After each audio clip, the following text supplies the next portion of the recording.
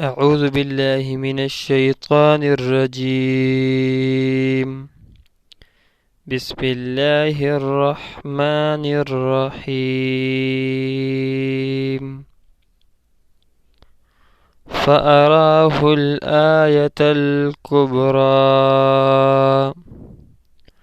فكذب وعصى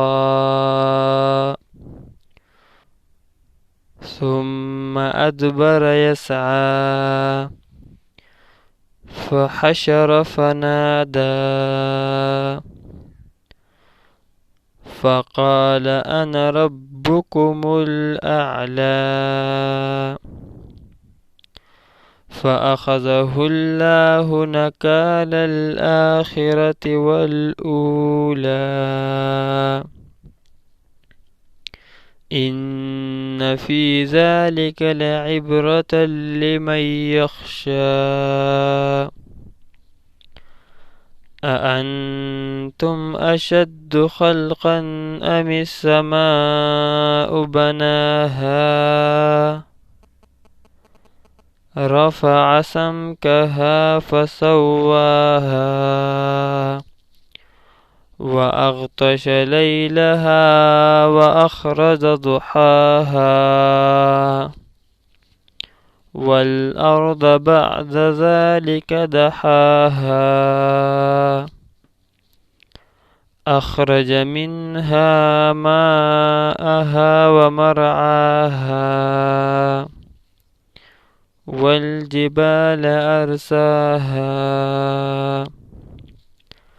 متاعا لكم ولأنعامكم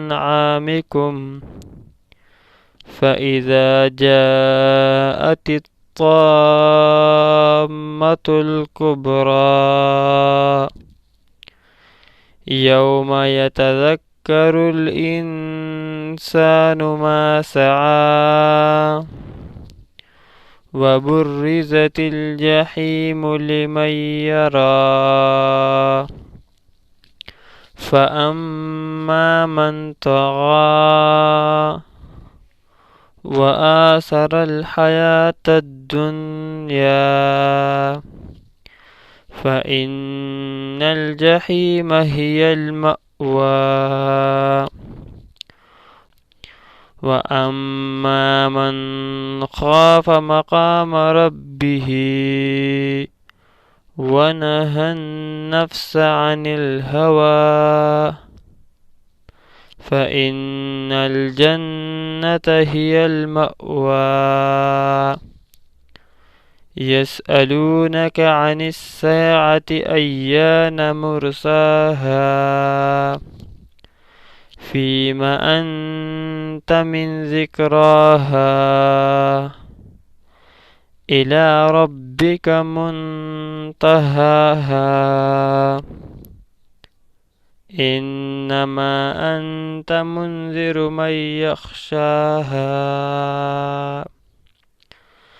كأنهم يوم يرونها لم يلبثوا إلا عشية أو ضحاها